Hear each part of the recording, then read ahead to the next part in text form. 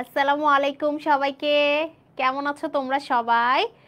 আমাকে একটু জানিয়ে দাও যে আমার কথা স্পষ্টভাবে শোনা যাচ্ছে কিনা, স্লাইডের লেখাটা ঠিকঠাক আছে কিনা। আমি একটু তোমাদের জন্য ওয়েট করি, তারপর আমরা ক্লাসটা শুরু করব, ঠিক আছে? ওকে।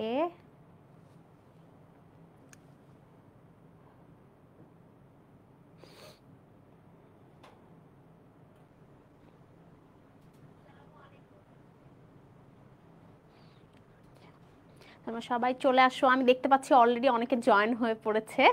তো সবাই একটু চলে আসুক, আমি একটু অপেক্ষা করি। আমাদের গ্রুপ এবং পেজ থেকে আমরা লাইভ হয়েছি, পেজে অলরেডি অনেকে দেখতেছো।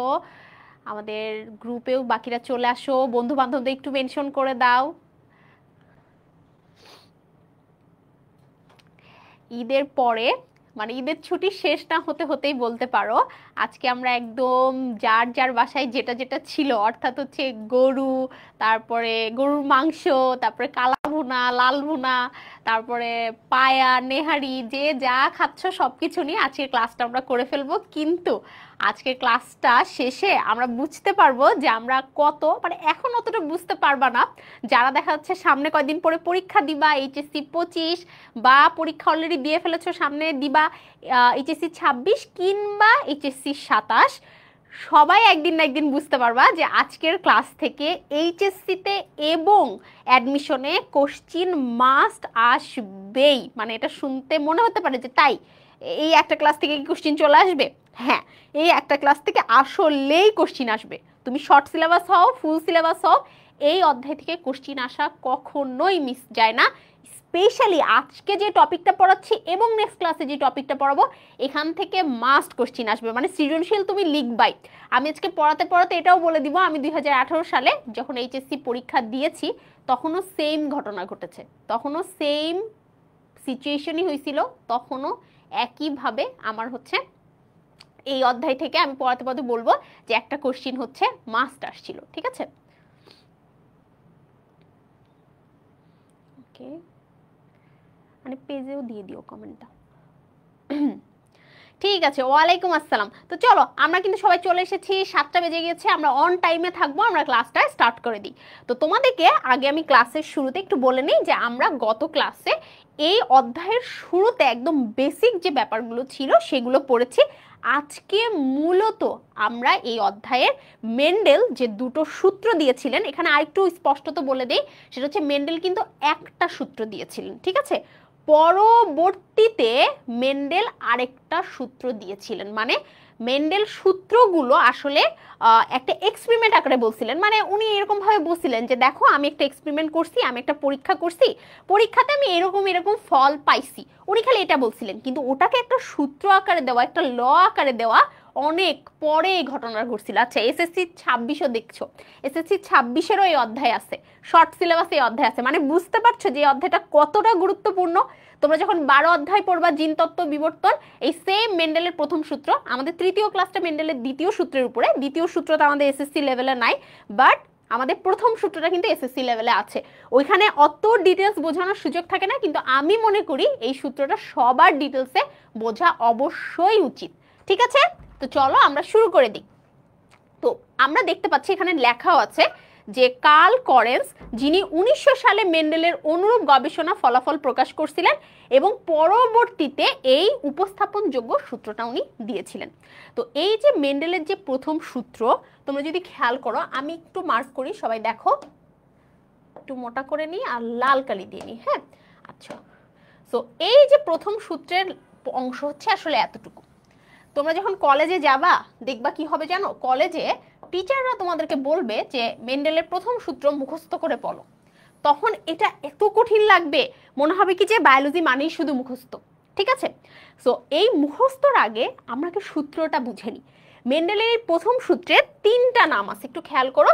মনোহাইব্রিড ক্রস বা এক সংকরায়ন সূত্র, জনন কোষ বিশুদ্ধতার সূত্র এবং পৃথকীকরণ সূত্র, এই 3টা নামে এটাকে ডাকা হয়। আমরা শিখবো যে এই 3টা নামে কেন ডাকা হয়। কিন্তু সবার আগে মেন্ডেল আসলে কি বুঝাতে চেয়েছিলেন, কি বলতে চেয়েছিলেন, আমরা সেটা আগে একটু দেখে নিই, ঠিক আছে?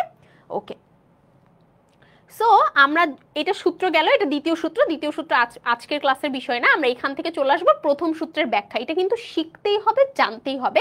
আর প্রথম সূত্রটা আসলে মুখস্থ পড়তে হবে, কারণ এটা সৃজনশীলে আমাদের লাগে।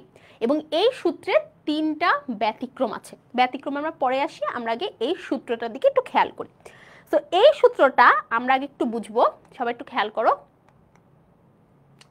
এই যে মেন্ডেলের প্রথম সূত্র, তোমরা একটু ছবিগুলো খেয়াল করো, আমি আগে বলে যাচ্ছি, সেগুলো একটু লক্ষ্য করো। আমরা জানি আমাদের বডিতে প্রত্যেকটা ক্রোমোজোম জোড়া বেঁধে বেঁধে থাকে। মেন্ডেল পরীক্ষাটা করছিলেন কোন উদ্ভিদের উপরে বা কোন জীবের উপরে? তোমরা বলো। মেন্ডেলের একটা বেস্ট ফ্রেন্ড আছে, ঠিক আছে? অনেকে থাকে না, যেরকম তোমরা অনেকে কি আম খেতে অনেক বেশি পছন্দ করো না, তো তোমাদের বেস্ট ফ্রেন্ড হচ্ছে আম। তোমরা গবেষণা করলে দেখা যাবে যে আমের উপরেই গবেষণা করবা। আমার কিন্তু আম একদমই ভালো লাগে না। মেন্ডেলের বেস্ট ফ্রেন্ড ছিল হচ্ছে মটরশুঁটি। এই মটরশুঁটির উপরে মেন্ডেল অনেক বেশি পরীক্ষা নিরীক্ষা করছিলেন। তো মটরশুঁটিতে আমাদের বডিতে যেরকম 46টা ক্রোমোজোম থাকে, তোমরা কি বলতে পারবা যে মটরশুঁটিতে কয়টা ক্রোমোজোম থাকে বা কয় জোড়া ক্রোমোজোম থাকে? মটরশুঁটির ক্রোমোজোম নাম্বার আসলে কত? ঠিক আছে, এই যে মটরশুঁটির যে ক্রোমোজোমগুলো, ওরাও ডিপ্লয়েড, অর্থাৎ ওদের ক্রোমোজোমগুলো এভাবে জোড়া বেঁধে বেঁধে থাকে। একদম এইভাবে জোড়া বেঁধে বেঁধে ক্রোমোজোমগুলো থাকে। আমাদের বডিতে যেরকম 46টা ক্রোমোজোম এভাবে জোড়া বেঁধে থাকে, মটরশুঁটিতেও ক্রোমোজোমগুলো এইভাবে জোড়া বেঁধে বেঁধে থাকে। সো এটা হচ্ছে হ্যাপ্লয়েড সিচুয়েশন, ওটা হচ্ছে ডিপ্লয়েড সিচুয়েশন, যেখানে ক্রোমোজোম জোড়া বেঁধে বেঁধে থাকে, যেটা আমরা গত ক্লাসে অনেক ডিটেলসে শিখেছি। আচ্ছা, এরপরে এরকম এক জোড়া ক্রোমোজোমের কথা আমরা চিন্তা করতেছি। এরকম এক জোড়া ক্রোমোজোমের স্পেসিফিক্যালি একটা জায়গাকে, এই জায়গাতে একটা জিন আছে, এই জায়গাতে একটা জিন আছে, ক্রোমোজোমের স্পেসিফিক্যালি একটা জায়গাতে জিন আছে। এখন জিন যে জায়গায় আছে বা জিনের যেটা বাসা, আমরা গত ক্লাসে বলছিলাম যে জিনের বাসা হচ্ছে কোনো শেওড়া গাছে না, বট গাছে না। জিনের বাসাটা কোথায়? জিনের বাসাটা হচ্ছে আমার লোকাসে। সবাই মনে ছিল এটা, তাই না? আচ্ছা, তো এই যে এরকম জিনের একটা, মানে একটা মটরশুঁটির একটা জায়গায় হচ্ছে আমার জিন আছে, এবং এই জায়গাটাতে আমার হচ্ছে কি আছে? স্পেসিফিক্যালি একটা জিন আছে।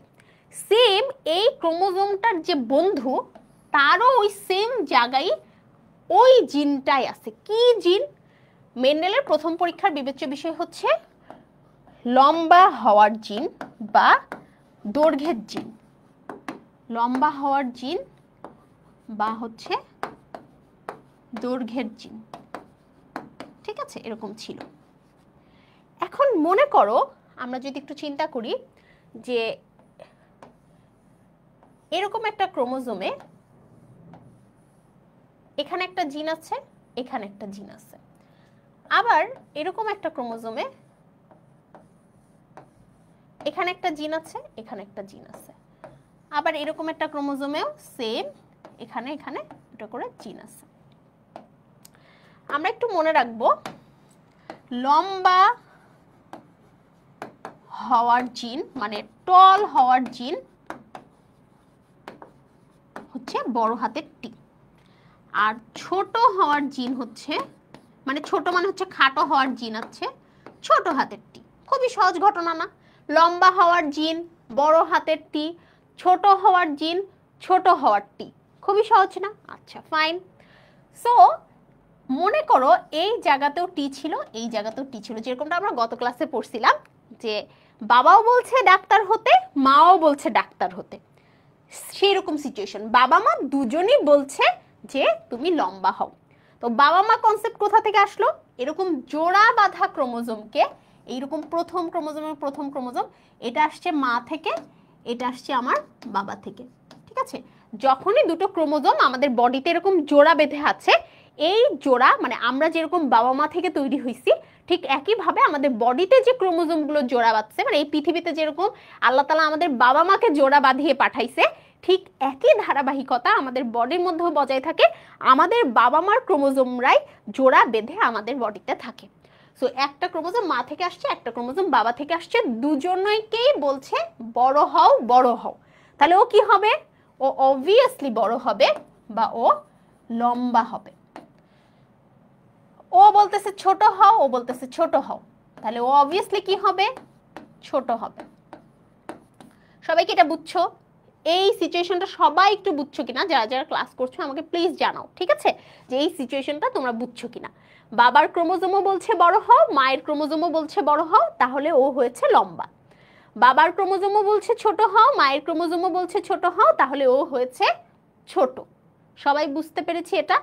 আচ্ছা, এখন বাবার ক্রোমোজোম যদি বলে বড় হও আর মায়ের ক্রোমোজোম যদি বলে ছোট হও, সেক্ষেত্রে ও কি হবে? বাবা বলল বড় হতে, মা বলল ছোট হতে, সেক্ষেত্রে ও কি হবে আমাকে বলো। সেক্ষেত্রে ও চিন্তা করবে এই ফ্যামিলিতে কার কথা বেশি চলে, বাবার কথা বেশি চলে না মায়ের কথা বেশি চলে। সো মটরশুঁটির ক্ষেত্রে দেখা গিয়েছিল লম্বা হওয়াটা বেশি চলে, ঠিক আছে। সো লম্বা হওয়াটা কি বৈশিষ্ট্য? প্রকট বৈশিষ্ট্য, মানে ওটা সবসময় প্রকাশিত হয়। দুটো যখন ভিন্ন জিন একসাথে থাকে তখন লম্বা হওয়ার বৈশিষ্ট্যটা প্রকাশিত হয়। সো আমাদের এটা হচ্ছে লম্বা হবে, বা প্রকট বৈশিষ্ট্য যেটা, এটা হচ্ছে আমাদের লম্বা হবে, ঠিক আছে। Okay fine. এখন যখন সেম সেম টি আর টি হলে কি হবে? এই যে টি আর টি হলে লম্বা হবে, কারণ প্রকট বৈশিষ্ট্য প্রকাশ পাবে, ডমিনেন্ট ক্যারেক্টার প্রকাশ পাবে, সেই জন্য এটা হচ্ছে লম্বা হবে। সেম সেম জিনোটাইপ যারাদের থাকে, এই যে সেম সেম জিনোটাইপ যখন থাকবে, সেম সেম জিনোটাইপ থাকবে, তখন কি তারা কি বলতো পিওর না? তারা পিওর না? পিওর মানে কি? মানে হচ্ছে খাঁটি, মানে বিশুদ্ধ, যার মধ্যে কোনো ভেজাল নাই। বাবা মায়ের মধ্যে অসম্ভব লেভেলের মিল, বাবাও বলছে লম্বা হতে, মাও বলছে লম্বা হতে। মানে আমরা যখন বলি যে ওই কাপড়টাকে অনেক মানাইছে, এটার মানে কি? ওরা দুজনই লম্বা। ওই কাপড়টাকে অনেক মানাইছে মানে কি? ওরা দুজনই খাটো। কিন্তু যখন কাপড়ের মধ্যে একজন লম্বা হয়ে যায়, একজন খাটো হয়ে যায়, তখন আমরা বলি ওদেরকে মানাই নাই, কেমন লাগে, ওদেরকে দেখতে মানাই নাই। তার মধ্যে ওদের পিওরিটি নাই, বিশুদ্ধতা নাই। তাহলে এরকম সিচুয়েশনটা হচ্ছে আমার বিশুদ্ধ সিচুয়েশন বা হোমোজাইগাস সিচুয়েশন। Homozygous situation. আর এরকম সিচুয়েশন হচ্ছে আমার হেটারোজাইগাস সিচুয়েশন। Heterozygous situation. তোমরা একটু খেয়াল করো, আমি তোমাদেরকে পরে একটা ছবিও দেখাচ্ছি। এই যে দেখো, যখন সেম সেম জিন থাকবে, সেম সেম জিন থাকবে তখন হোমোজাইগাস। যখন সেম সেম জিন থাকবে তখন হোমোজাইগাস। যখন ডিফারেন্ট ডিফারেন্ট জিন থাকবে, একটা ছোট হাতের একটা বড় হাতের, দ্যাটস কল্ড হেটারোজাইগাস। আমি কি বুঝাতে পারছি? সবাইকে এটা বুঝছো? একদম সহজ জিনিস না? আচ্ছা, এখন আমরা এক্সপেরিমেন্ট করব। জাইগাস মানে হচ্ছে জাইগোট। জাইগোট শব্দ থেকে জাইগাস কথাটা আসছে। জাইগাস মানে হচ্ছে যে বাচ্চা, মেন কথা হচ্ছে এটা, বা দুটো জিনিস হচ্ছে একসাথে কম্বাইন্ড হবে, সেটাকে আমরা বলতেছি হচ্ছে জাইগাস, ঠিক আছে। সো আমরা যে এখানে যে দেখতেছি, এটা কে? এই যে একটু আগে তুমি যাকে দেখছো, এ কে? এ তো তুমি। তুমি বাবা মা থেকে হইছে, তুমি না? তাহলে এ তো তুমি, তার তুমি মানে কি? তুমি জাইগোট, তুমি জাইগাস। এই জন্য এ হচ্ছে হোমোজাইগাস। হোমো মানে একই টাইপের জাইগাস, মানে যার মধ্যে বাবা মা দুজনের মিল আলা জাইগাস আছে। বাবা যা হইতে বলে মাও তাই হইতে বলে, কোনো মতামতের ভেদাভেদ নাই। আর এরা হচ্ছে দুষ্ট। এই যে ক্যাচারিলা কিছু কাপল থাকে না, রাস্তাঘাটে গেলেই খালি ঝগড়া করে, এখানে বসলেও ঝগড়া করে, ওখানে বসলেও ঝগড়া করে, এটা করলে ঝগড়া করে, ওটা করলে, এটা হচ্ছে ক্যাচারিলা কাপল, সেটা হচ্ছে হেটেরোজাইগাস। এখন মেন্ডেল তো ওনার পরীক্ষাতে সাকসেস হইছে, তাই না? উনি সফল হইছে। তাহলে তোমরাই বলো, মেন্ডেল যেহেতু পরীক্ষাতে সফল হইছে, মেন্ডেল কি ক্যাচেল্লা জিনিস দিয়ে শুরু করবে নাকি বেস্ট জিনিস দিয়ে শুরু করবে? আমাকে এটা বলো, মেন্ডেল কি করবে বলো? এটা কোন ক্লাসের ক্লাস হচ্ছে? এটা সবার ক্লাস হচ্ছে। আমি বলেই দিছি, এটা এসএসসি যারা 26 আসো তারাও এটা করতে পারবা, কারণ তোমাদের হচ্ছে জিনতত্ত্ব বিবর্তনের চ্যাপ্টার আছে। 9-এর ওরা, তোমরাও করতে পারবা। এসএসসি এইচএসসি 27 যারা করতে পারবা, এইচএসসি 26 যারা করতে পারবা, এইচএসসি 25 যারা অবভিয়াসলি করতে পারবা, কারণ এখান থেকে কোশ্চেন আসবেই তোমাদের পরীক্ষায়। তোমাদের তো শর্ট সিলেবাস আসবেই। আচ্ছা, সো তোমরাই বলো যে কাকে দিয়ে শুরু করবে? মেন্ডেল কি ক্যাচাইল্লা জিনিস দিয়ে শুরু করবে নাকি ভালো জিনিস দিয়ে শুরু করবে? মেন্ডেল তো সাকসেস হয়েছিল ওনার এক্সপেরিমেন্টে, অবশ্যই উনি ভালো জিনিস, বেস্ট জিনিস দিয়ে শুরু করবে। এবং বেস্টটা কি, সেটা হচ্ছে বিশুদ্ধ জিনিস দিয়ে ও শুরু করবে। সো ও কি করলো, মানে মেন্ডেল, উনি, সরি ও বলা যাবে না, ঠিক আছে, আমার প্রিয় সায়েন্টিস্ট হচ্ছে মেন্ডেল, সো মেন্ডেলকে ও বলা যাবে না, উনি, হ্যাঁ। তো উনি কি করছে, উনি একদম বেস্ট জিনিস দিয়ে শুরু করছে। সো বেস্ট জিনিসটা হচ্ছে আমার বাবা এবং মা, ঠিক আছে। সো বাবার জিন উনি নিচে হচ্ছে টি এবং টি, বেস্ট, একদম বেস্ট, ঠিক আছে। আচ্ছা, এবং মায়ের জিনিস হচ্ছে উনি নিচে দুটো ছোট টি, মানে বিশুদ্ধ জিনিস নিয়ে শুরু করছে।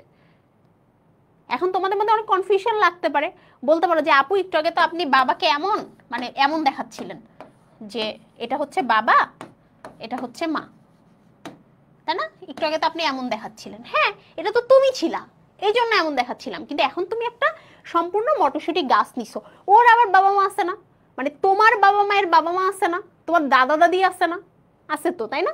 তাহলে ওরও যে বাবা ছিল, মা ছিল, মানে বাবা, এখানে আমি যাকে বাবা হিসেবে নিচ্ছি, তার যে মানে দাদা দাদি ছিল, দুজনের মধ্যে অনেক মিল ছিল, দুজনই টি। আর ওর যে মা ছিল, ওদের মধ্যেও মিল ছিল, সো ওরাও দুজনই টি, কি টি, ছোট টি, ঠিক আছে। সো এরা কি, এরা হচ্ছে বিশুদ্ধ, ঠিক আছে, এরা কি, এরা হচ্ছে বিশুদ্ধ। এখন বাবা তোমাকে তৈরি করার জন্য কি তৈরি করবে সবার আগে বলো? তোমাকে তো বানাতে হবে বাবাকে, তার জন্য বাবা সবার আগে কি তৈরি করবে? জনন কোষ তৈরি করবে না? জনন কোষ তৈরি করবে না? আমরা জানি না জনন কোষ হলে, জনন কোষে কয়টা ক্রোমোজোম থাকে বলো তো?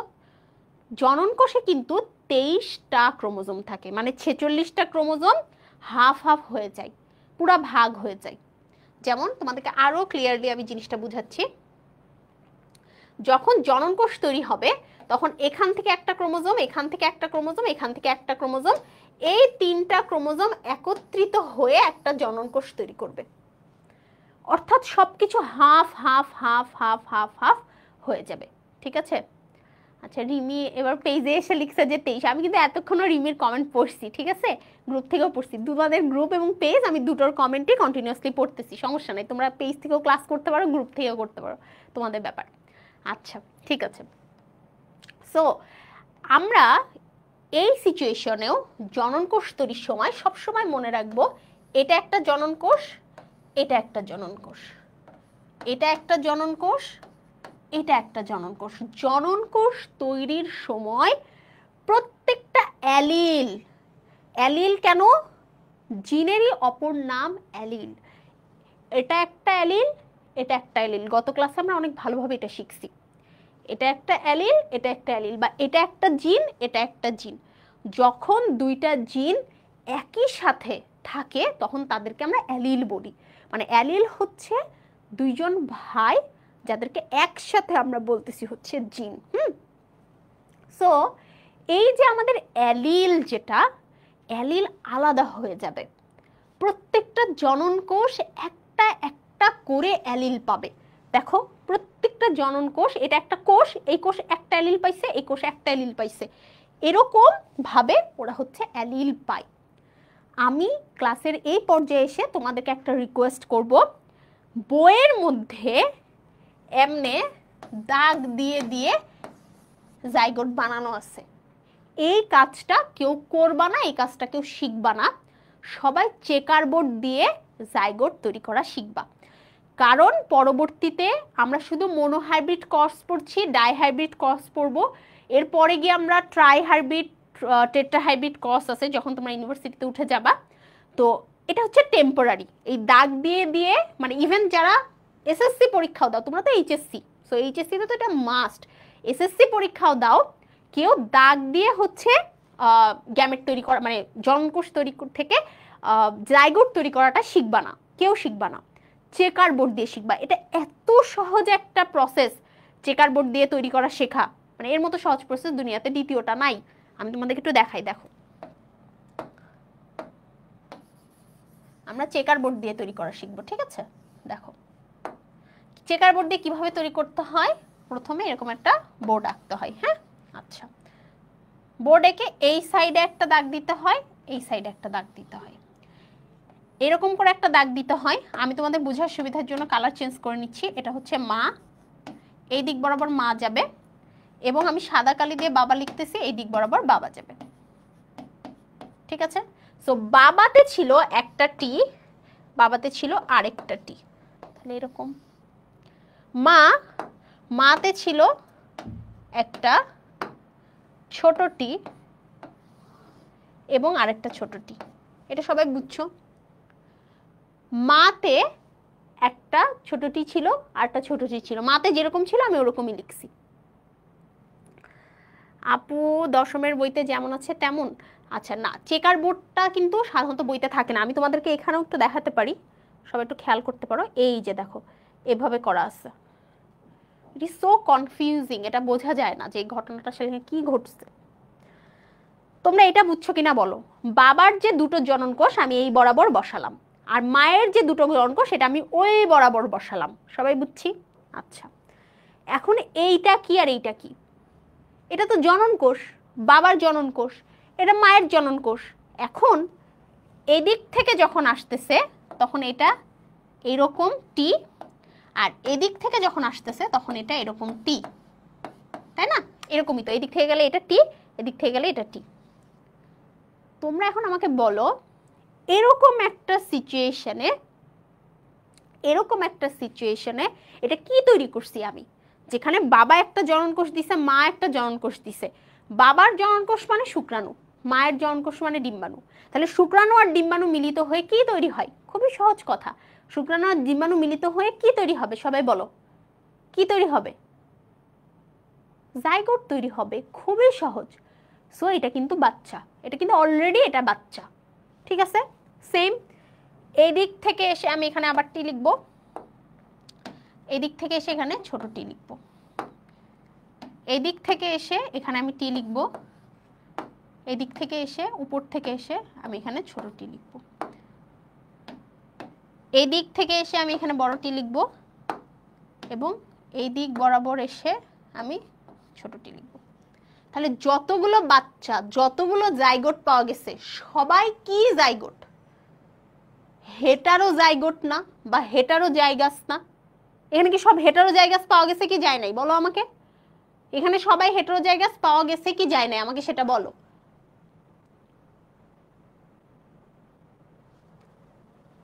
তাহলে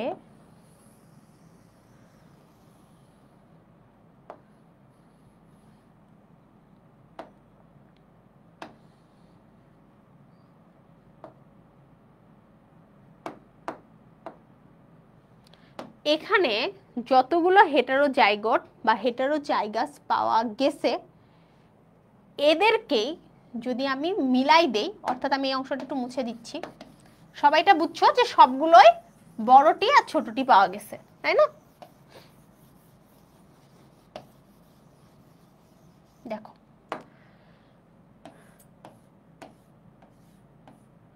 এরকম পাওয়া গেছে। তাহলে এরা কি?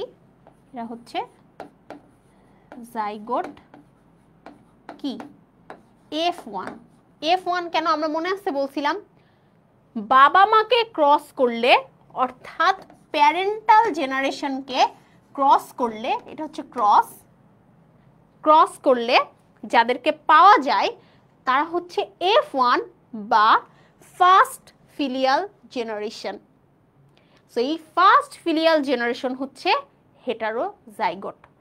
তাহলে একটু রিভিউ করে দেখো, যদি হোমোজাইগাস বাবা এবং হোমোজাইগাস মাকে ক্রস করানো হয় তাহলে প্রথম বংশধর যে হচ্ছে F1 বা ফার্স্ট ফিলিয়াল জেনারেশন, সেখানে এসে যেটা তৈরি হবে সেটা কি? সেটা হচ্ছে হেটারোজাইগোট। তোমাদের মনে কখনো প্রশ্ন এসেছে যে মেন্ডেল কিভাবে বুঝলো যে প্রকট বৈশিষ্ট্য লম্বা আর প্রচ্ছন্ন বৈশিষ্ট্য খাটো? কোন বৈশিষ্ট্য প্রকট, কোন বৈশিষ্ট্য প্রচ্ছন্ন, এটা আইডেন্টিফাই করার সবচেয়ে বেস্ট ওয়ে হচ্ছে বিশুদ্ধ বাবা মা কিন্তু উল্টো বৈশিষ্ট্য মানে কি, বিশুদ্ধ বাবা মার বিপরীত বৈশিষ্ট্য। দেখো, বিশুদ্ধ বাবা মার বিপরীত বৈশিষ্ট্য, বিশুদ্ধ বাবা মা দুইজনই, কিন্তু একজনের বৈশিষ্ট্য লম্বা আরেকজনের বৈশিষ্ট্য খাটো। সো বিশুদ্ধ বাবা মার বিপরীত বৈশিষ্ট্য সম্পন্ন হলে তাদের মধ্যে ক্রস করে যে হেটারোজাইগোট পাওয়া যায়, সেই হেটারোজাইগোটে যেই বৈশিষ্ট্য প্রকাশিত হয় সেটাই প্রকট বৈশিষ্ট্য। অর্থাৎ ফার্স্ট ফিলিয়াল জেনারেশনে, মানে আমি তোমাদেরকে এমন একটা কথা বলতেছি, এটা তোমরা খুব কম জায়গায় এই কথাটা শুনে থাকবা, কারণ এটা বইয়ের কোথাওই লেখা নাই যে হেটারোজাইগোট, হাউ টু ডিটারমাইন হেটারোজাইগোট, এটা কোথাও লেখা নাই, বইয়ের কোথাও এটা লেখা নাই, ঠিক আছে? এটা আমরা অনার্সে গিয়ে পড়াশোনা করে শিখছি। সো হেটারোজাইগোটের যে কনসেপ্টটা সেটা হচ্ছে এমন যে এই সিচুয়েশনে যেই বৈশিষ্ট্য প্রকাশ পাবে সেইটাই প্রকট বৈশিষ্ট্য। তাহলে জিনিসটা কি করতে হবে, মনে করো একটা আম দেখতে হচ্ছে এমন, আর একটা আম দেখতে হচ্ছে এমন। এখন আমি বুঝবো কিভাবে যে এই আমটার বৈশিষ্ট্য প্রকট নাকি ওই আমটার বৈশিষ্ট্য প্রকট, মোটা হওয়াটা প্রকট নাকি খাটো হওয়াটা, মানে লম্বা হওয়াটা প্রকট, এবার চিকনা হওয়াটা প্রকট, আমি বুঝবো কিভাবে? মনের মধ্যে এই প্রশ্নটা আসে না? এই প্রশ্নটার উত্তর হচ্ছে খুবই সিম্পল। আমাকে এমন একটা আম নিতে হবে যে আমটা হচ্ছে একদম বিশুদ্ধ, যে একদম মোটা গাট্টা হয়েছে, এবং এর মধ্যে মোটা ছাড়া খাটো হওয়ার কোনো জিন নাই, আর এর মধ্যে খাটো ছাড়া মোটা হওয়ার কোনো জিন নাই। যেরকম ঘটনা এখানে ঘটছিল, এখানে সব কিছু মোটা হইছে, এখানে সব কিছু খাটো হইছে। এদের মধ্যে যখন আমি ক্রস করাবো, এর ফলে যে আমি বংশধরটা পাবো, এই বংশধরের আম যদি এমন হয় দেখতে, তাহলে বুঝতে হবে এইটাই প্রকট বৈশিষ্ট্য। আর এই বংশধরের আম যদি দেখতে এমন হয়, তাহলে বুঝতে হবে এইটাই প্রকট বৈশিষ্ট্য। তাহলে বিশুদ্ধ বাবা মার সাথে বিপরীত বৈশিষ্ট্যের বিশুদ্ধ বাবা মায়ের সাথে ক্রস করানোর ফলে যে হেটারোজাইগোট তৈরি হয়, সেই হেটারোজাইগোটের প্রকট বৈশিষ্ট্যটাই হচ্ছে কি বলো? সেই হেটারোজাইগোটের প্রকট বৈশিষ্ট্যটাই হচ্ছে, মানে যে বৈশিষ্ট্যটা প্রকাশ পাবে সেটাই হচ্ছে প্রকট বৈশিষ্ট্য। ঠিক আছে? ওকে, ফাইন। আচ্ছা, এখন কথা হচ্ছে আমরা তো F2 জেনারেশন তৈরি করব, তাই না? F2 জেনারেশন তৈরি করব। তো F2 জেনারেশন আমরা কিভাবে তৈরি করব আমরা একটু দেখি। আচ্ছা, F2 জেনারেশনের ঘটনাটা হচ্ছে এটা যে এবার আমরা যে P2 বংশধর নিব, এই P2 বংশধর মানে এদের সাথে এদের ক্রস হবে। অর্থাৎ এখন বাবাও যা মাও তাই, মানে এখান থেকে যে তুমি মটরশুঁটি গাছের বাচ্চাগুলা পাইলা, এই বাচ্চাগুলাকে তুমি নিজের মধ্যে আপস মে, হিন্দিতে যেটাকে বলে আপস মে ক্রস করাইতে হবে। আপস মে মানে কি? মানে হচ্ছে নিজেদের মধ্যেই ক্রস করাতে হবে। সো এদের মধ্যে নিজেদের মধ্যে আমি এখন ক্রস করাবো, ঠিক আছে? এই নিজেদের মধ্যে ক্রস করালে আমি যাদেরকে পাবো সেটা হচ্ছে F2 জেনারেশন। এখন তোমাদেরকে যে কোনো কিছুর পরে আমি কি বলছি, গ্যামেটস তৈরি করে নিবা। গ্যামেটস একটা হবে এমন গ্যামেটস, একটা হবে এমন গ্যামেটস, একটা হবে এমন গ্যামেট, একটা হবে এমন গ্যামেট, সেম আগের মতোই। দেখো এখান পর্যন্ত কারোর কোনো সমস্যা আছে, কারোর কোনো ঝামেলা আছে এইখান পর্যন্ত গ্যামেট তৈরি করা নিয়ে? এবার সেম আগের মতো আমরা আবারও চেকার বোর্ড দিয়ে গ্যামেটগুলো তৈরি করব। দেখো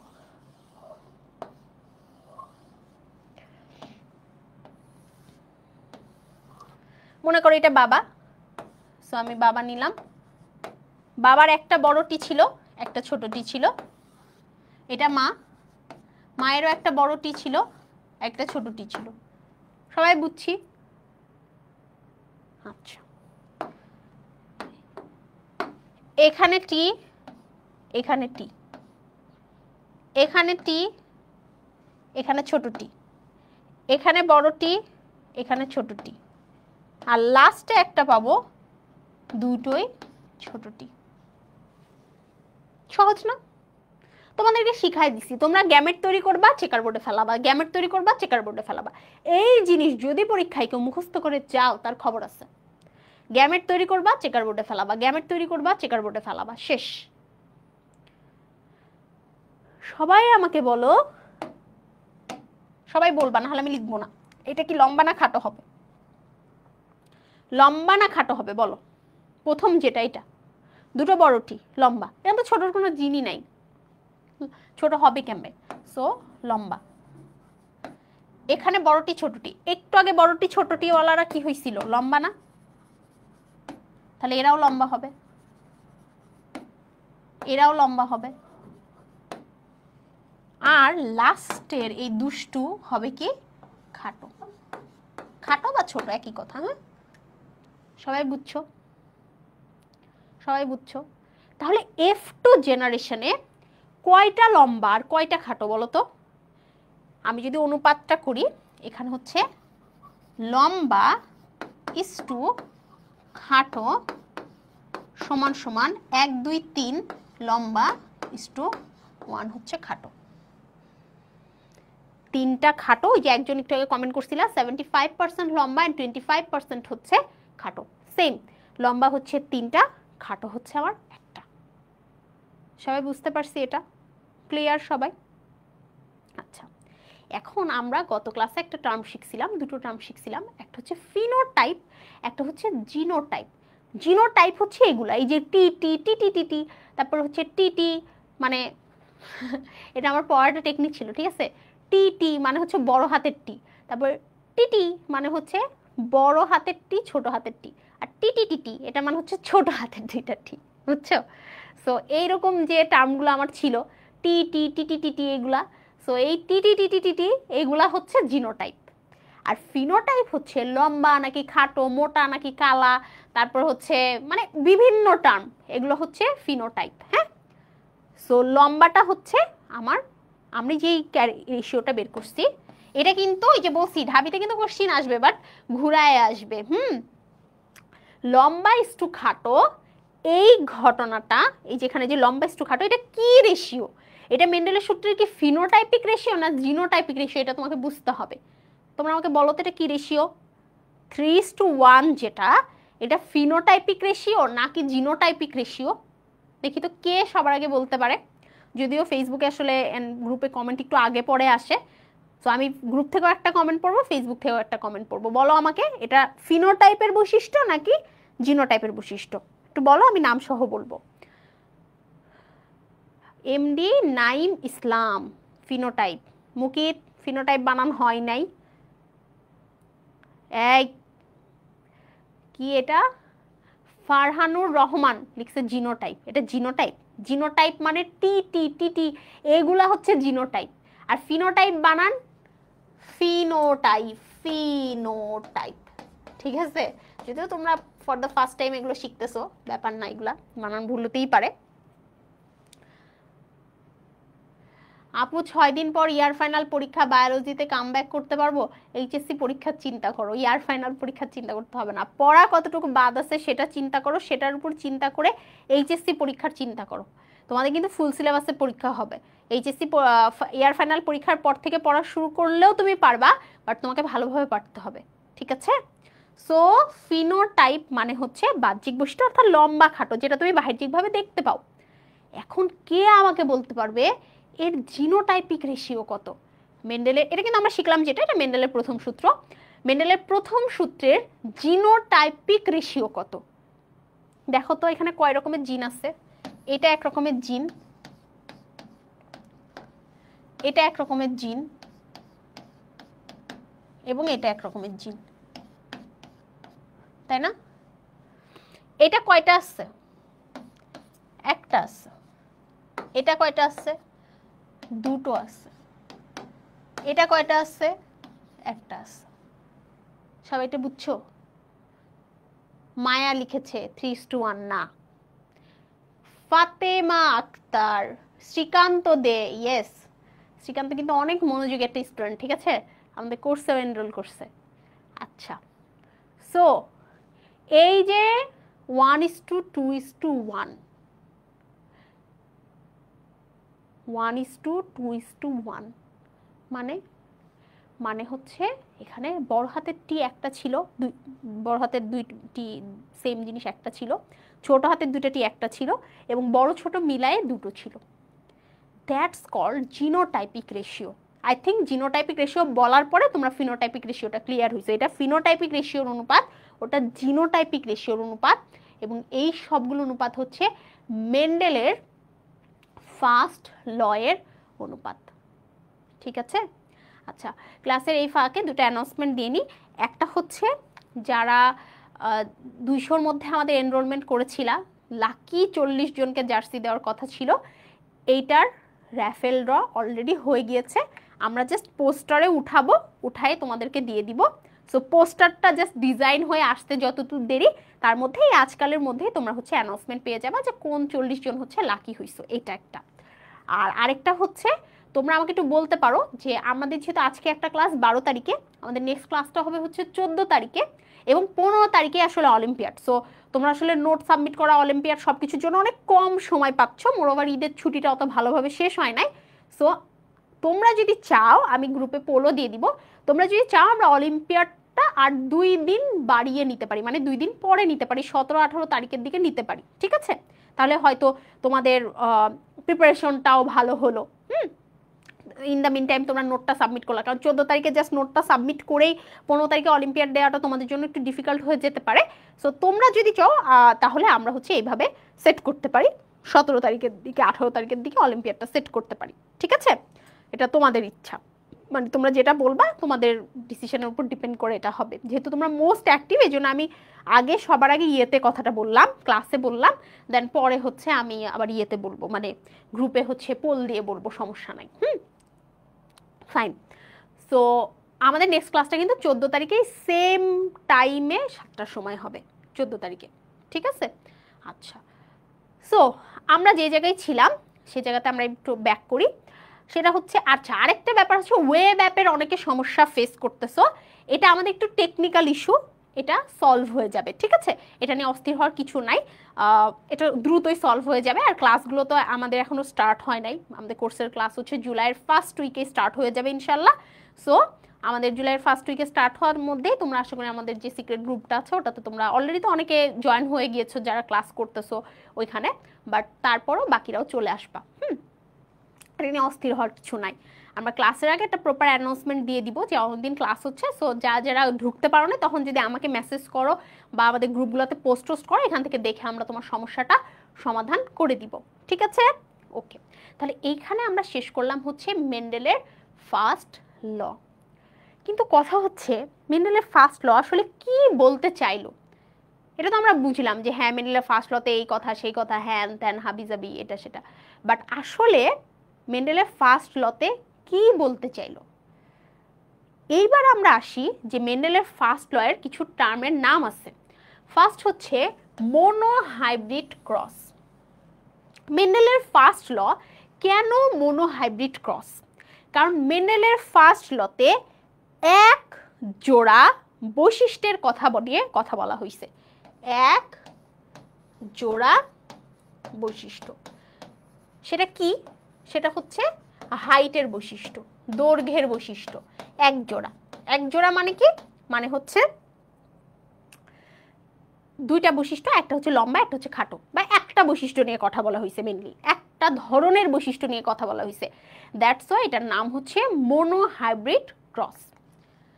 সেকেন্ড, জনন কোষ বিশুদ্ধতার সূত্র। আমরা যদি খেয়াল করি আগের যে ইয়েগুলো আমরা শিখছি, আমরা একটা খেয়াল করব যে কখনো এই যে চেকার বোর্ডটা খেয়াল করো, যখনই জনন কোষ বা গ্যামিট তৈরি হয়েছে কোনোবারই কম্পালসারি না যে একজনের সাথে আরেকজন মিলেই যাবে। মানে মনে করো এমন না যে এই টি সবসময় একটা চিন্তা করে রাখছে যে যখনই আমি বড় টি হব আমি আরেকজন বড় টিকেই আমার ফ্রেন্ড হিসাবে নিব, বা একটা বড় টি চিন্তা করে রাখে নাই যে আমি ছোট টিকেই ফ্রেন্ড হিসাবে নিব, বা দুইটা ছোট টি কখনো ভেবে রাখে নাই যে আমরা সারাজীবন একসাথেই থাকবো। অর্থাৎ জনন কোষ সবসময় পিওর। জনন কোষ যখন কোষে জিনগুলো প্রবেশ করতেছিল তখন একদম পিওরলি প্রবেশ করছে, কে কারোর সাথে মিলে প্রবেশ করে নাই যে না আমি গেলে ও যাবে ও গেলে আমি যাবে, এরকম কোনো লিঙ্কেজ ছিল না। লিঙ্কেজ কথাটা কিন্তু গত ক্লাসে আমি তোমাদেরকে পড়াইছি। সো কোনো লিঙ্কেজ ছিল না যে এ গেলে ও যাবে ও গেলে এ যাবে। এই জন্য এদেরকে জনন কোষ বিশুদ্ধতার সূত্র বলে। কারণ এরা হচ্ছে সব সময় একদম পিওর। লাস্ট হচ্ছে পৃথকীকরণ সূত্র। সেম, যে এখানে আমাদের জনন কোষগুলো পৃথক হয়ে যেভাবে গ্যামেট তৈরি করলো এবং পরবর্তীতে আমাদের হচ্ছে জাইগোট তৈরি করলো, এটাই প্রমাণ, যেটা হচ্ছে পৃথকীকরণ সূত্র। কিন্তু মেন্ডেলের ফার্স্ট ল আসলে এটা বলতে চায় না। মেন্ডেলের ফার্স্ট ল আসলে এটা বলতে চায়, তোমরা একটু খেয়াল করে দেখবা, যেমন আমি যদি আমার কথা বলি, আমি অনেকটাই আমার বাবা মায়ের মতো না হয়ে, মানে হই নাই তা না, বাট আমার দাদার অনেক ক্যারেক্টারিস্টিক্স আমার মধ্যে আসছে। এখন তোমরাই চিন্তা করো, দাদার এই ক্যারেক্টারটা আমার মধ্যে কিভাবে আসলো? দাদার মতো তো আমার বাবা হয় নাই। তোমরা একটু বুঝো, আমার দাদার মতো আমার বাবা হয় নাই, বাট আমি আমার দাদার মতো হইছি। এই ঘটনাটা কিভাবে ঘটলো? তার মানে বাবার মধ্যে দাদার বৈশিষ্ট্যটা হারাই গেছিল না, বাবার মধ্যে দাদার বৈশিষ্ট্যটা কোথাও না কোথাও লুকায়িত অবস্থায় ছিল। এই কারণেই তো আমার মধ্যে এই বৈশিষ্ট্যটা প্রকাশ পাইছে। তোমরা একটু চিন্তা করে দেখো, আমাদের বাবা ছিল মহা লম্বা, বিশুদ্ধ লম্বা, মা ছিল মহা ছোট, বিশুদ্ধ ছোট, বাট এই বাবা মার বাচ্চা ছিল লম্বা। এই বাচ্চা আমাদের F1 জেনারেশনে ছোট বৈশিষ্ট্য, খাটো বৈশিষ্ট্যটা যদি হারাই যাইতো, তাহলে F2 জেনারেশনে জীবনেও তো খাটো পাওয়া যাইতো না। কিন্তু এই F1 জেনারেশনে খাটো বৈশিষ্ট্য আসলে হারাইছিল না।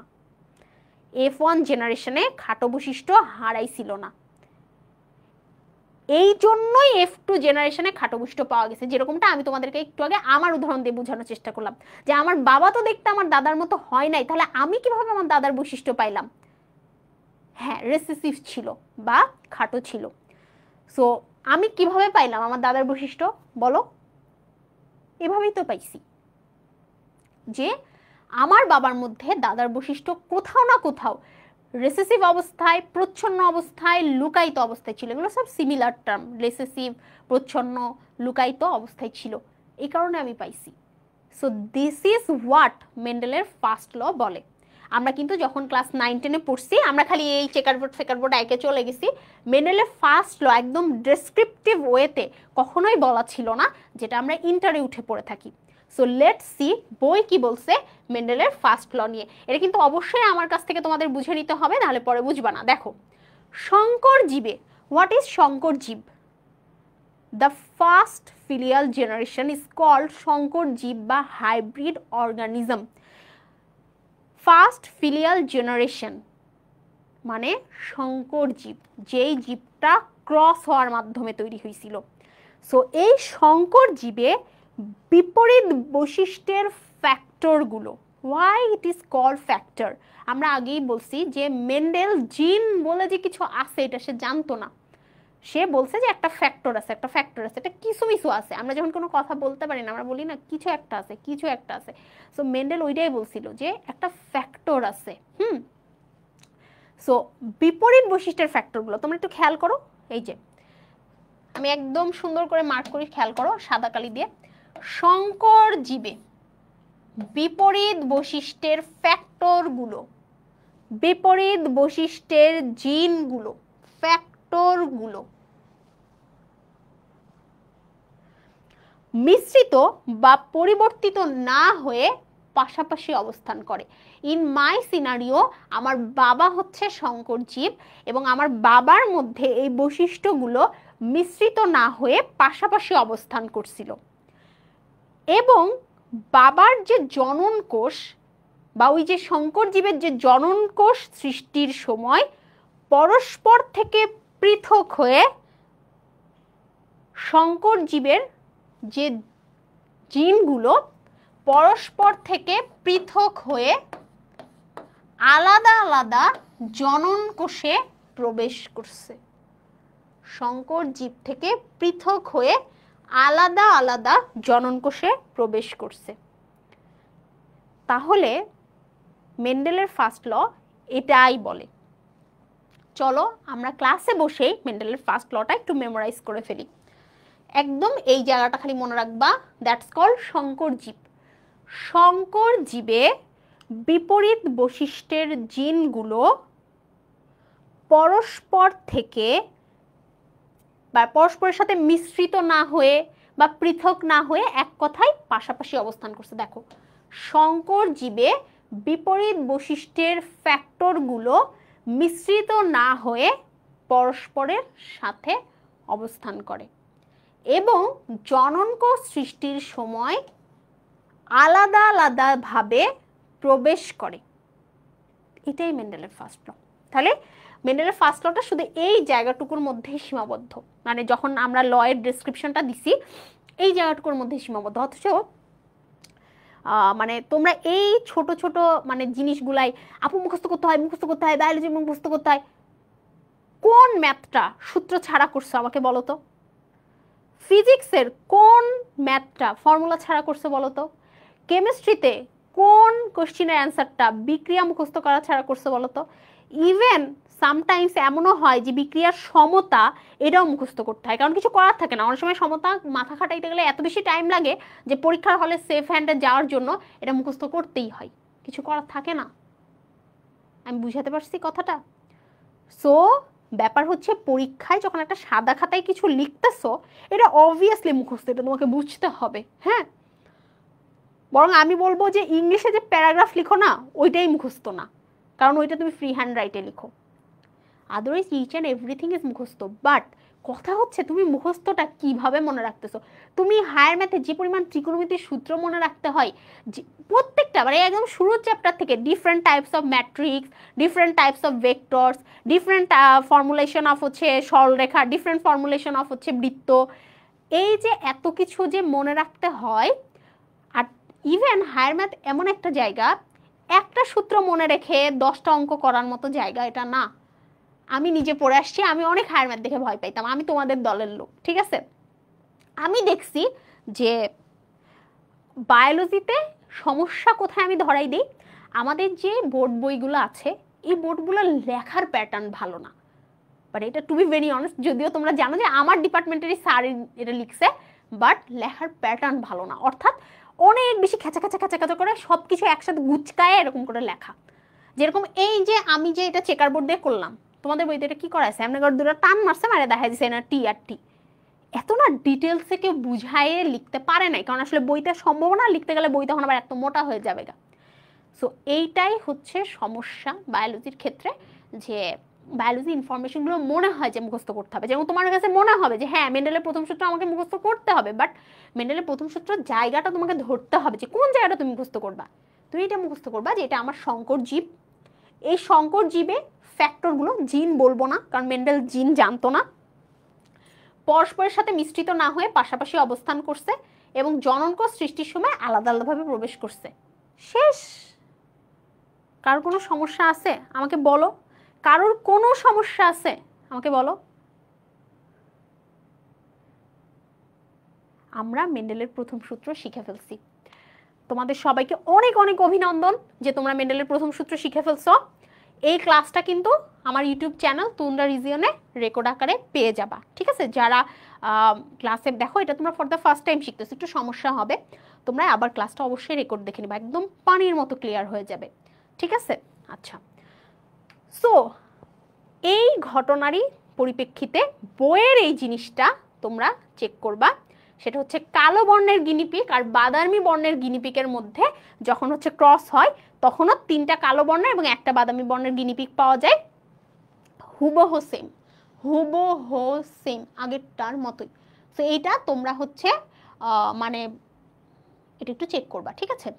আমরা এখন আসি খুবই মজার খুবই ইন্টারেস্টিং টার্মে, that's called exception of Mendel first law. আমাদের পরীক্ষায় আসলে মেন্ডেল, আমরা তো একটু বড় হয়ে গেছি, সো আমাদের মেন্ডেলের ফার্স্ট ল পরীক্ষায় না এসে এক্সেপশনসগুলোই আসলে আসবে। সো এক্সেপশনগুলোর জন্য কি করতে হবে, আমাদের অনেক কষ্ট করতে হবে না, একেবারেই সহজ, একেবারেই সহজ, ঠিক আছে? আমরা এটা সেকেন্ড লটা আমরা নেক্সট ক্লাসে পড়বো, দ্যাটস ওয়াই আমি স্কিপ করে যাচ্ছি। আচ্ছা, এই যে দেখো প্রথম সূত্রের 3টা ব্যতিক্রম আছে, কি কি আগে চলো একটু দেখাই নিই। প্রথম সূত্রের প্রথম ব্যতিক্রম হচ্ছে ইনকমপ্লিট ডমিনেন্স, মানে অসম্পূর্ণ প্রকটতা। অসম্পূর্ণ প্রকটতা।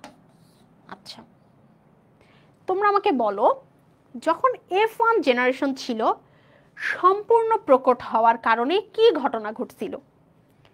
লম্বা হয়ে গেছিল।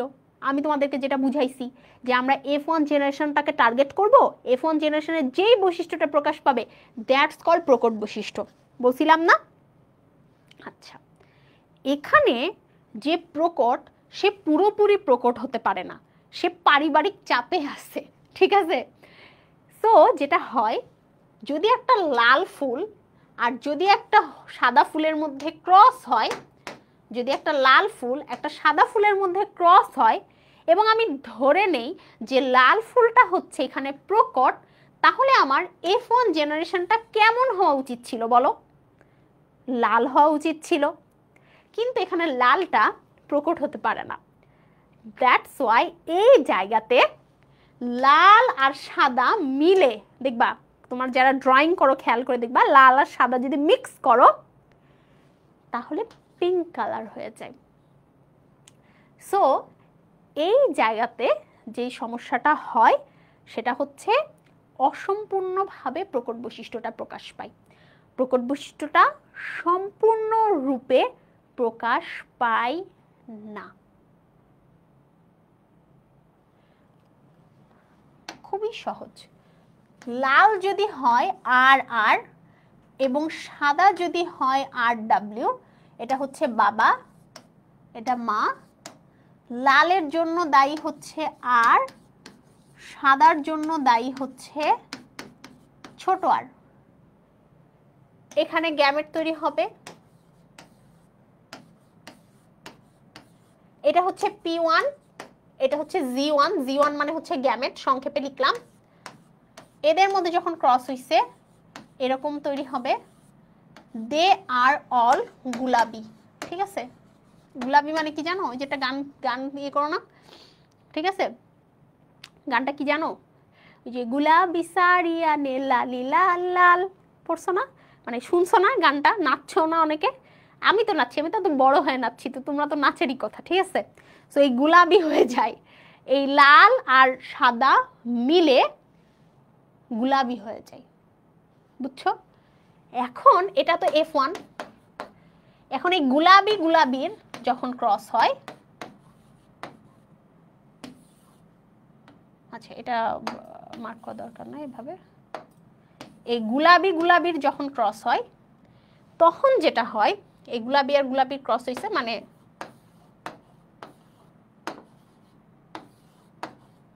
এটা হচ্ছে আমার P2, এটা আমার G2, and now comes to the F2। দেখা যাক F2 কি হয়। সেম আমরা আগের মতো যদি একটা চেকার বোর্ড এখানে আঁকি, আমরা দেখতে পাবো বাবা মা,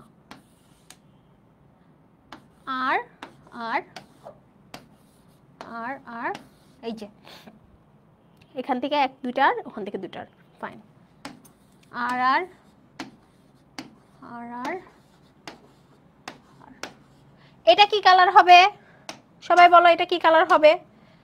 দেখো লাল হওয়ার জন্য দায়ী আর, তার মানে অবভিয়াসলি লাল হবে। আর আর আর থাকলে কি হয়? গুলাবি হয়, গুলাবি হবে,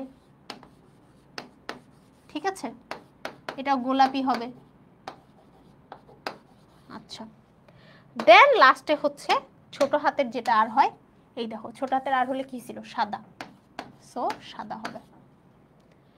কে আমাকে বলতে পারবে, কে আমাকে বলতে পারবে মেন্ডেলের ফার্স্ট ল এর এক্সেপশন কোডমিনেন্স বা অসম্পূর্ণ প্রকটতার ফিনোটাইপিক রেশিও কত?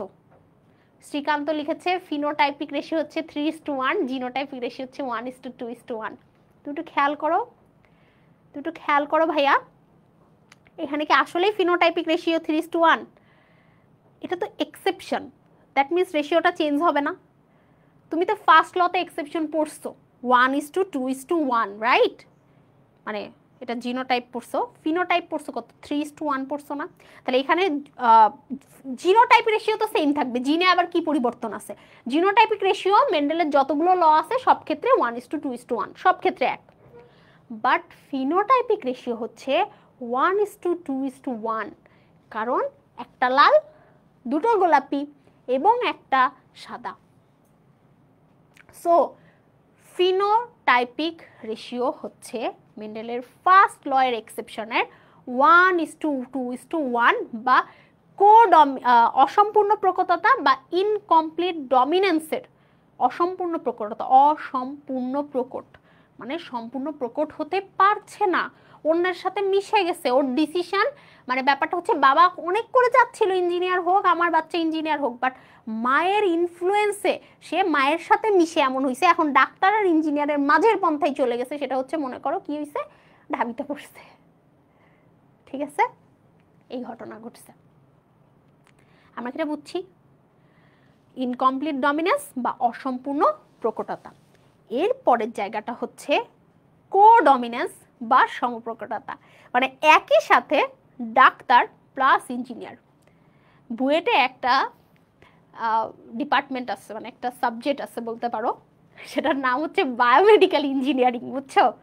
I think this is the term codominance. যে বুয়েটে পড়ছে আবার মেডিকেলে পড়ছে, বায়োমেডিক্যাল ইঞ্জিনিয়ারিং। ঠিক আছে, মানে আমার একটা ফ্রেন্ড পড়ছিল, মানে মিথ্যা কথা বলবো না, আমার সে বুয়েট কখনো টার্গেট ছিল না, বাট কেন যদি মনে হইতো বুয়েটে পড়লে ওই সাবজেক্টটাতে পড়া যায় বা ওই সাবজেক্টটা হচ্ছে পড়বো, এরকম মনে হইতো মাঝে মাঝে। সো বায়োমেডিক্যাল ইঞ্জিনিয়ারিং বা হচ্ছে মানে বুয়েটের যে সাবজেক্টটা সেটা হচ্ছে এই ঘটনা। সেটা কি?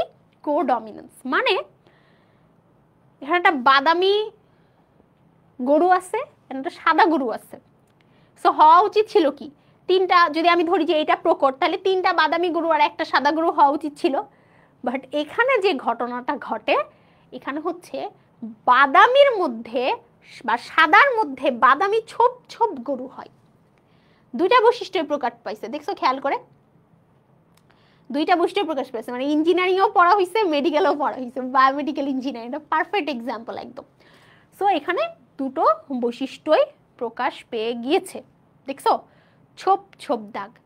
এখানে রেশিও কত হবে? এখানেও সেম রেশিও হবে।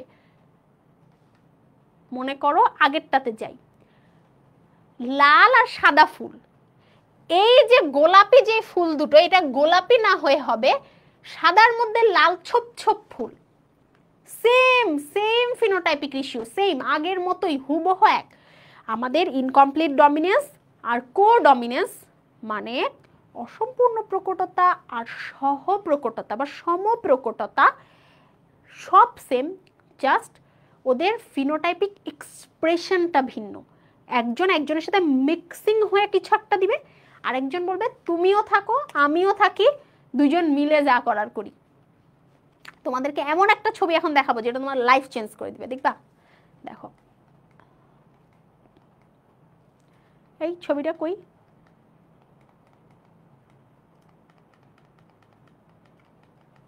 ছবিটা আসে নাই? ও শিট, ছবিটা আসে নাই।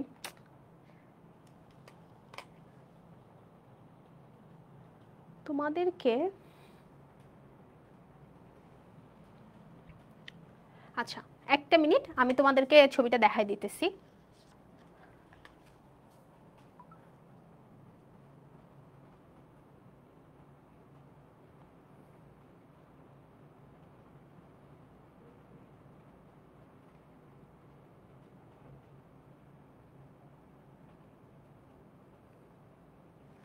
এটা হচ্ছে সেই ছবি, আমি একটু ফোকাস করি, দেখি তোমরা দেখতে পাও কিনা। দেখা কি যায়? ফোকাস নিচ্ছে না।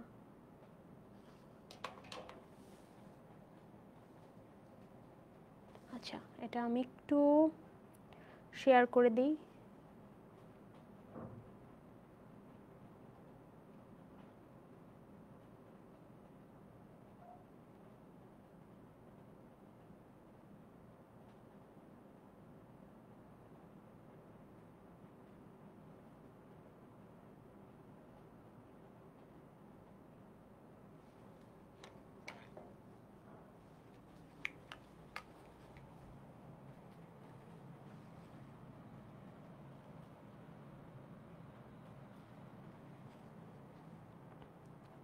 আপু গ্রুপে পোস্ট করে দিন। হ্যাঁ, এটা ভালো আইডিয়া, বাট আমি চাচ্ছিলাম যে হচ্ছে একটু তোমাদেরকে আমি এটা দেখাবো, ঠিক আছে?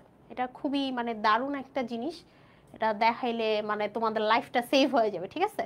এটা এমন একটা জিনিস, দেখো এই যে চলে আসছে, দেখছো?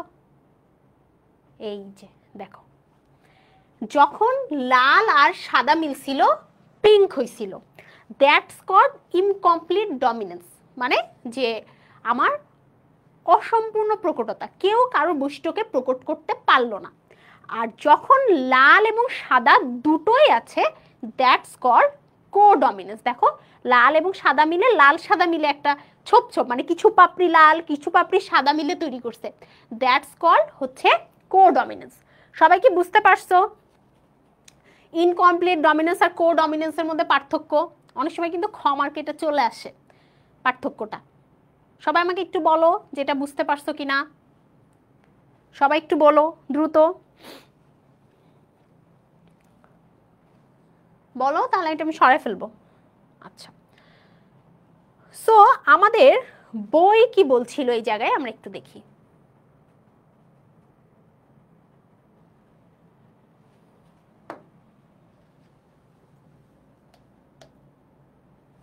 এই যে দেখো, আমাদের এখানে ওই যে কথাগুলো আমি বলেছি এতক্ষণ ধরে সেগুলাই বলেছে। আমি শুধু একটু ইয়েটা বলে দিই। দেখো, যখন একজোড়া বিপরীত বৈশিষ্ট্য সম্পন্ন দুটি জীবে সংকরায়ন ঘটে, যেটা আগের ঘটনায় আমরা বলছি যে একজোড়া বিপরীত বৈশিষ্ট্য ছিল, একটা লাল ছিল একটা সাদা ছিল, সম্পূর্ণ বিপরীত বৈশিষ্ট্য সংকরায়ন ঘটে, তখন F1 প্রকট ফিনোটাইপ পূর্ণ প্রকাশে ব্যর্থ হয়। তখন F1-এ কেউ একটা পূর্ণাঙ্গ ফিনোটাইপিক প্রকাশে ব্যর্থ হয় এবং মাঝামাঝি বৈশিষ্ট্যের একটা ক্যারেক্টার ওরা হচ্ছে উদ্ভাবন করে। অসম্পূর্ণ প্রকটতার জন্য দায়ী এই জিনটাকে আমরা ইন্টারমিডিয়েট জিন বলি। এটা পরবর্তীতে পড়বা যখন আর একটু বড় হবা, বারবার বারবার পড়তে পড়তে। এটা এমসিকিউর জন্য একটা ইম্পর্টেন্ট লাইন, সো এটা এমনি দাগাই দিলাম। এবং এখানে 3:1 এর পরিবর্তে 1:2:1 দাঁড়ায়, আমরা যেটা অলরেডি বুঝে গেছি, খুব সুন্দর করে বুঝে গেছি। আমরা যখন মেন্ডেলের ফার্স্ট ল ভালোভাবে বুঝছি, আমাদের কিছু প্রয়োজন নাই আসলে। এই যে দেখো, এই জিনিসটা কিন্তু ফলো করবা না কেউ, এই যে এমনি যে কাটাকুটি খাটাখুটি, হ্যাঁ এগুলা কেউ ফলো করবা না, সবাই চেকার বোর্ড দিয়ে এটা আঁকবা। আচ্ছা, সো এটা ডান। কোডমিনেন্সে যাই। কোডমিনেন্স হচ্ছে আমাদের সেম, দুইটাই সমানভাবে প্রকাশিত হয়। এই যে দেখো, উভয় বৈশিষ্ট্যই সমানভাবে প্রকাশিত হয়, তখন তাকে আমরা হচ্ছে সম প্রকটতা বলি। এই যে সাদার মাঝে চেক চেক যুক্ত, এখানে ছবি দেয় না, এই চেক চেক যুক্ত মানে হচ্ছে ছবি দেয় না আর কি, ছোপ ছোপ দাগ যুক্ত। আচ্ছা, আমরা আমাদের ক্লাসের লাস্ট টপিকে চলে আসছি, সেটা হচ্ছে লিথাল জিন। লিথাল জিন হচ্ছে মেন্ডেলের প্রথম সূত্রের লাস্ট এক্সেপশন বলতে পারো, সেটা হচ্ছে লিথাল জিন। আমি একদম সহজে বলি ঘটনাটা, দেখো রেশিওটা খেয়াল করো, 2:1। তুমি এতক্ষণ ফিনোটাইপিক রেশিও পড়ছো 1:1, 1:2:1। প্রতিবারই যোগফল কত ছিল? 4 ছিল না? প্রতিবারই যোগফল কত ছিল? 4 ছিল না? তাহলে এই যে প্রতিবারই যে যোগফল আমার 4 ছিল, এই 4 যোগফল এখন 3 হয়ে গেছে। খেয়াল করো, 3 হয়ে গেছে, মানে 2:1 যেটা, এটা 2 + 1 = হচ্ছে আমার 3 হয়ে গেছে। এই যে 3 হয়ে গেছে তার মানে কি? একটা গড ভ্যানিশড, একটাই পৃথিবীতে আর নাই। তার মানে লিথাল জিন হচ্ছে এমন একটা জিন যেটার কারণে মৃত্যু হয় কারোর, অর্থাৎ লিথাল জিনের কারণে একটা বাচ্চার এখানে মৃত্যু হয়ে যায়। এখন কথা হচ্ছে কোন বাচ্চাটা মৃত্যু হয়? ওই বড় হাতের দুটো তীর মানে কোন সিচুয়েশনে মৃত্যু হয়? দেখো সিচুয়েশনটা কি এমন আপু, সিচুয়েশনটা কি এমন নাকি সিচুয়েশনটা এমন? এই সিচুয়েশন নাকি এই সিচুয়েশন, কোন সিচুয়েশনে এটার মৃত্যু হয়?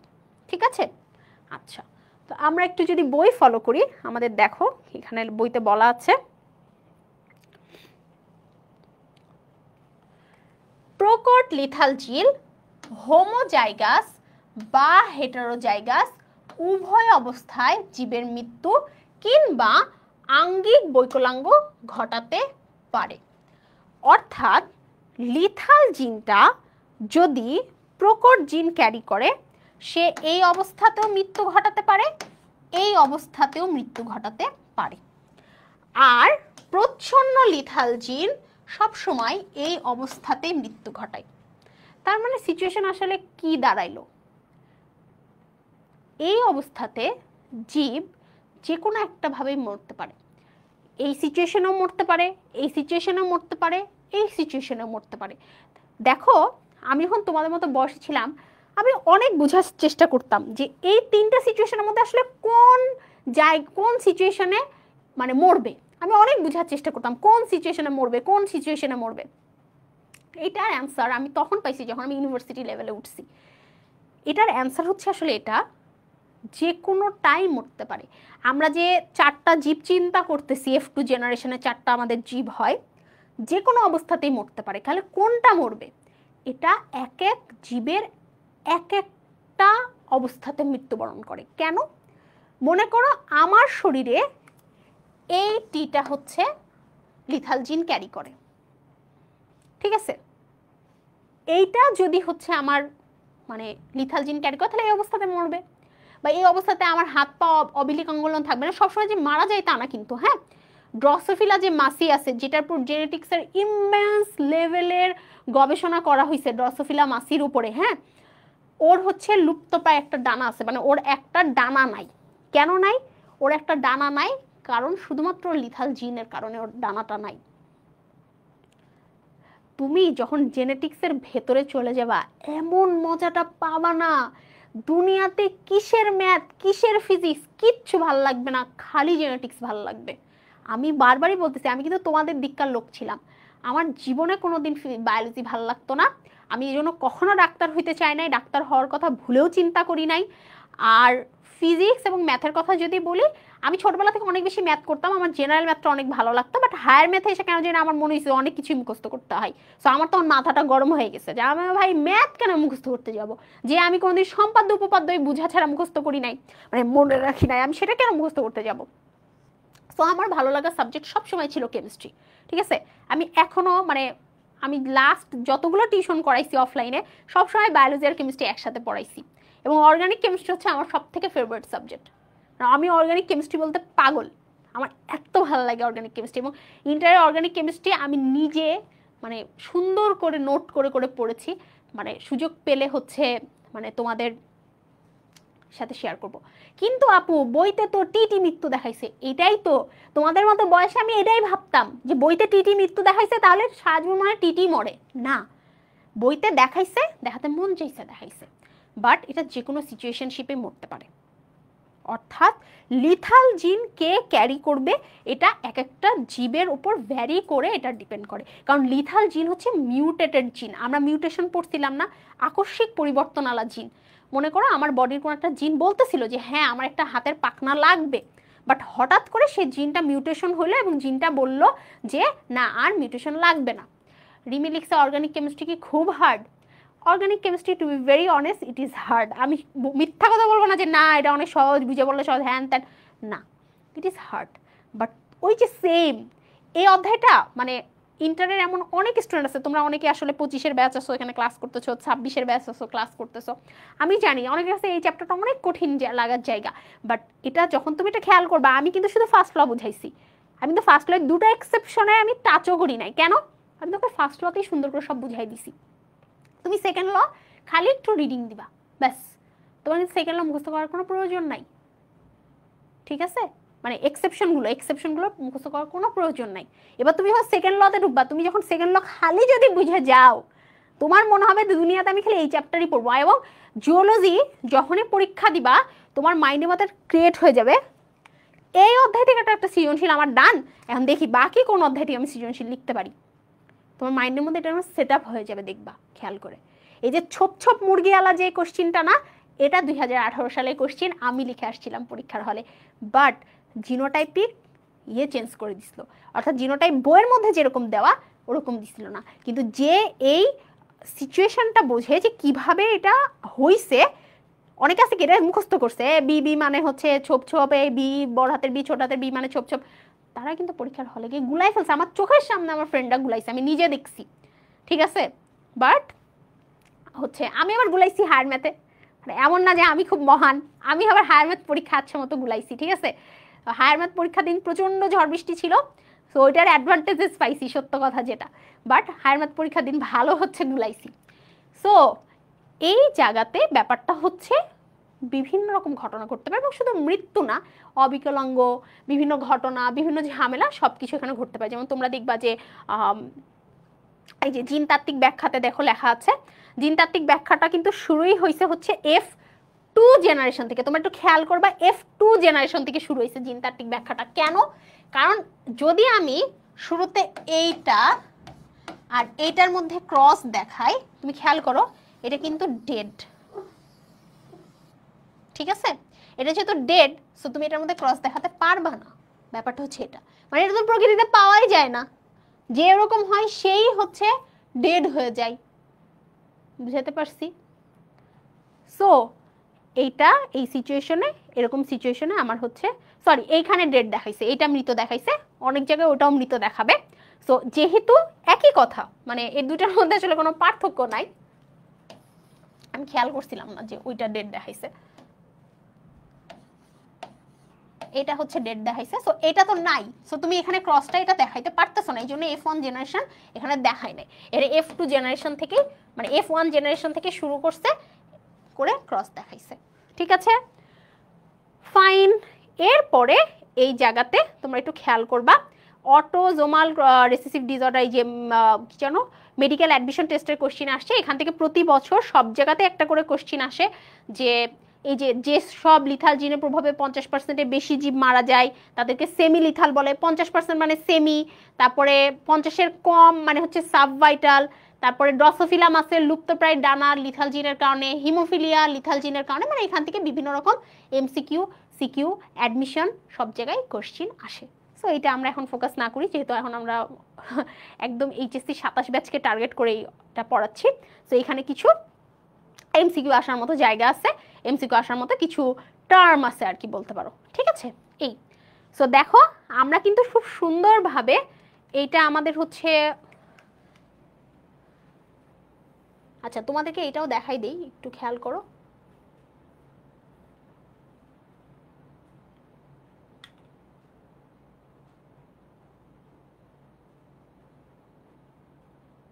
দেখছো এখানে কিন্তু এই যে এটাকে হচ্ছে ইয়ে দেখাইছে, মৃত দেখাইছে।